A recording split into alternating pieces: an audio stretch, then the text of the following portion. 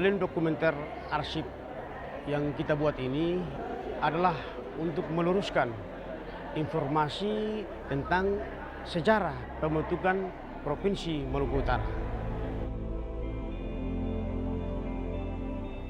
Pada hari ini, saya sebagai Gubernur Provinsi Maluku Utara ingin menyampaikan kepada kita semua begitu pentingnya tentang sejarah Provinsi Maluku Utara sampai pada pemekaran provinsi pada tahun 1999. Karena itu, mempelajari sejarah adalah kunci sukses dalam menumbuhkan kesadaran arti penting sejarah masa lampau untuk memahami kekinian. Dengan sejarah, kita dapat mengetahui masa lalu untuk cerminan hidup di masa yang akan datang. Jangan pernah melupakan sejarah.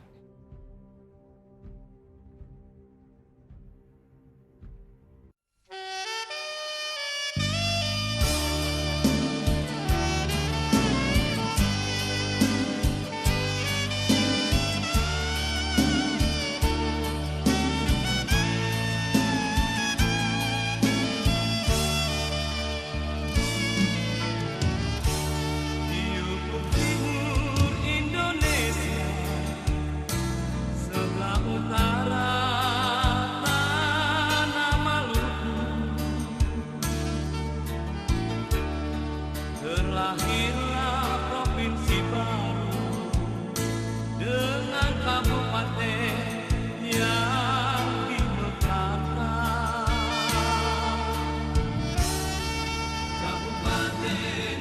Perjalanan panjang Provinsi Maluku Utara ini menorehkan sejarah perjuangan dan pengorbanan yang besar, yang sangat berharga. Kita akan merenung sedikit, mengingat masa silam.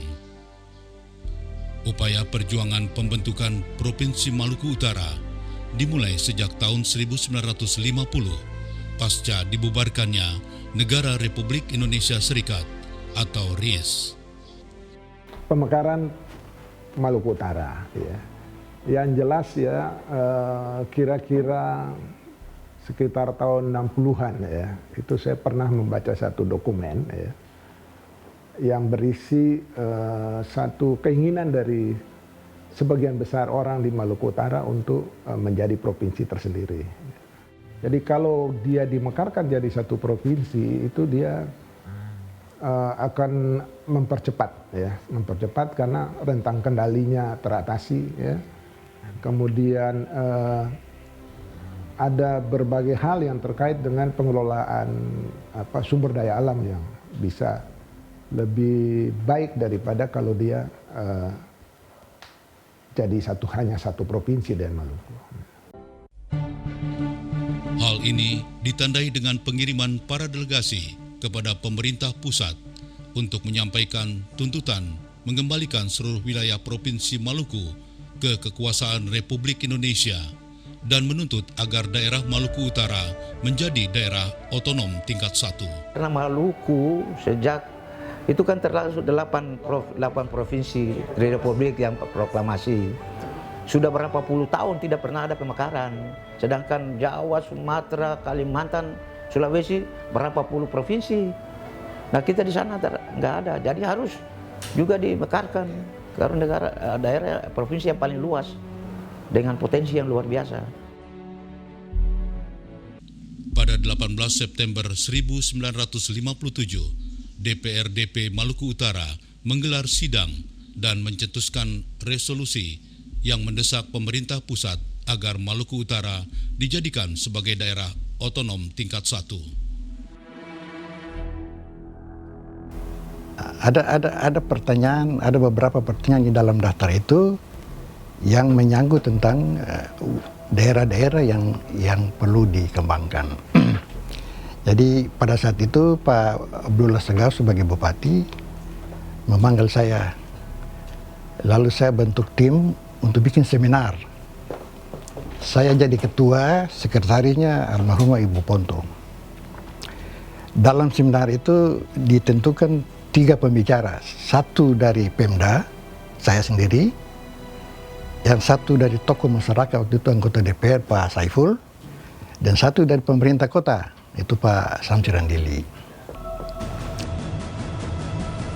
Pada bulan November 1957, pemerintah Maluku Utara kembali mengirim delegasi ke pusat untuk menyampaikan hasil resolusi pada sidang DPRDP tersebut. Namun perjuangan ini belum membuahkan hasil karena sikap pemerintah pusat lebih mengutamakan pengembalian de facto dataran Irian Barat ke pangkuan Ibu Pertiwi. Jadi Maluku Utara itu diperjuangkan periode pertama itu tahun 1957 melalui penetapan DPRD Peralihan Kabupaten Maluku Utara. Rapatnya itu dipimpin oleh Johannes Tak. Nah, tapi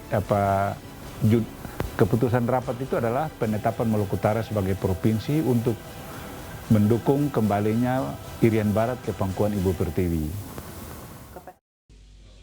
Selain itu, penghambat lainnya adalah pecahnya Permesta pada tahun 1958. Beberapa pejuang pembentukan provinsi ditangkap dan dipenjarakan di Nusa Kambangan.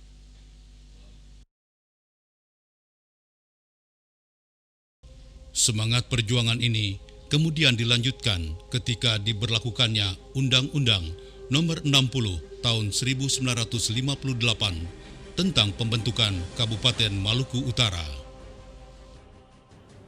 Oleh karena itu, spirit perjuangan ini ditangkap oleh generasi pada waktu itu, dan kemudian dia berlanjut kepada generasi-generasi berikut. Pada tahun 1963, sejumlah tokoh partai politik seperti Partindo, PSII, NU, Partai Katolik, dan Parkindo mendesak Dewan Perwakilan Rakyat Daerah Gotong Royong atau DPRD GR untuk memperjuangkan Maluku Utara menjadi tingkat 1. Jadi beliau yang pernah menyampaikan kepada saya supaya kenapa harus pemekaran wilayah kabupaten, kenapa nggak buat provinsi sekalian. Jadi ini sebenarnya itu yang membuat saya jadi semangat gitu. Wah, ini soalnya sudah ada lampu kuning dari pusat gitu ya. DPRD GR merespon upaya ini dengan mengeluarkan resolusi nomor 4 /DPRD GR /1964 yang memberi dukungan upaya pembentukan Provinsi Maluku Utara. Pada tahun 1963 hingga 1964, perjuangan Provinsi Maluku Utara ditempuh melalui jalur diplomasi politik masyarakat, melalui koperasi DAKOMIP, menggalang dana melalui pengumpulan kurang lebih 1.000 ton kopra dengan nilai 125 juta rupiah. Penggalangan dana tersebut dimaksudkan untuk perjuangan pemekaran Maluku Utara menjadi daerah otonomi tingkat 1. Pengembalian Irian Barat, Maluku Utara waktu itu ingin menyumbang perjuangan itu dengan melalui sumbangan 1.000 ton kopra dari Dakomib, dan waktu itu yang memimpin itu Letnan 1 Yakub Mansur almarhum. Pada tahun yang sama 1964, gerakan perjuangan kembali berkobar dalam wujud yang lebih revolusioner, terorganisir dan konsepsional.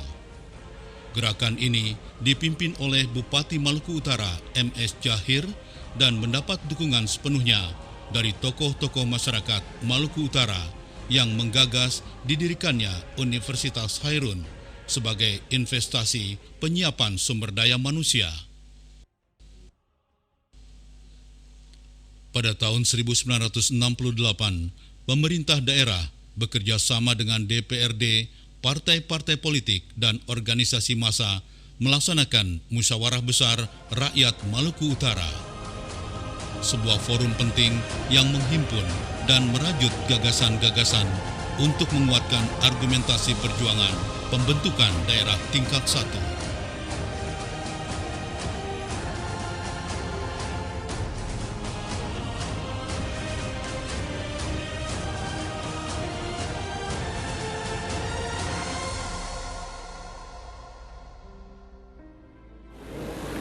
Menghimpun semua kekuatan pemuda mahasiswa dan juga masyarakat. Luar biasa semangatnya waktu itu. Ketika kekuasaan Orde Baru runtuh pada tahun 1998, ruang demokrasi mulai terbuka lebar. Saya memutuskan untuk menyatakan berhenti dari jabatan saya sebagai Presiden Republik Indonesia.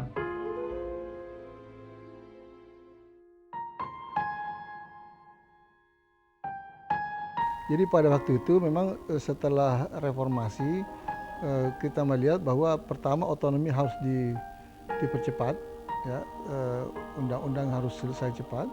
Yang kedua kita perlu memperbesar jumlah daerah otonom sesuai dengan pertimbangan beban daerah dan kepentingan politik sebenarnya.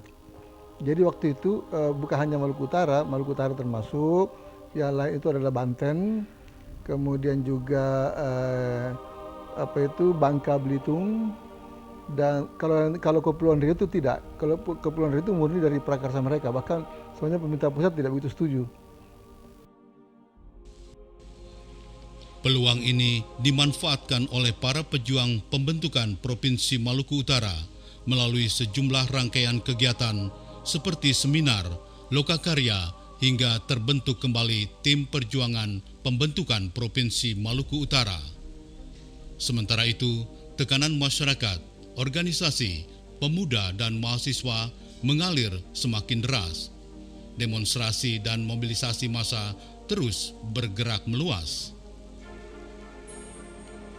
Semua sumber daya dikerahkan dengan satu tujuan. Kabupaten Maluku Utara harus dimekarkan menjadi daerah tingkat 1.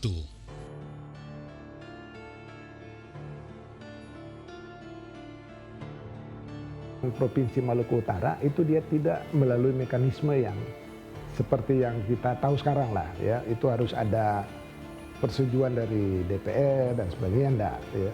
Jadi itu otomatis pusat sudah putuskan bahwa Maluku Utara dimekarkan. Jadi saya punya tugas hanya memberitahu, ya, kepada Dewan dan sebagainya bahwa provinsi ini akan dimekarkan. Gitu.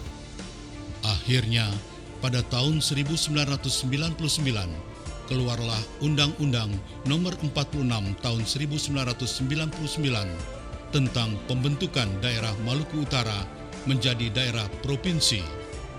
Sejak tanggal 4 Oktober 1999, Maluku Utara resmi menjadi provinsi. Sebagai tindak lanjut dari Undang-Undang Nomor 46 Tahun 1999, dilantiklah Surasmin Sarjana Hukum sebagai pejabat gubernur pertama pada tanggal 12 Oktober 1999.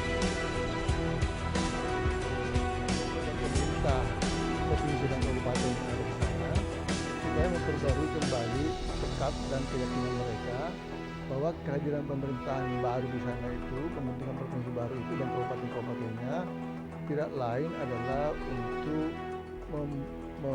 membuka ruang-ruang prakarsa bagi masyarakat memajukan dirinya sendiri. Ruang-ruang terbuka untuk masyarakat dan untuk pemerintah membuat kebijakan-kebijakan yang langsung dirasakan manfaatnya oleh rakyat. Itu yang... Perjuangan belum usai. Kini Maluku Utara terus bergerak berbenah diri, menyongsong masa depan yang lebih baik. Langkah awal ke depan adalah bagaimana membebaskan masyarakat dari kesulitan, utamanya transportasi, infrastruktur jalan, yang sampai hari ini banyak masyarakat Maluku Utara yang belum terbebas atau keluar dari keterpencilan, tapi marilah kita bersatu kembali untuk membangun negeri yang kita sama-sama cintai ini.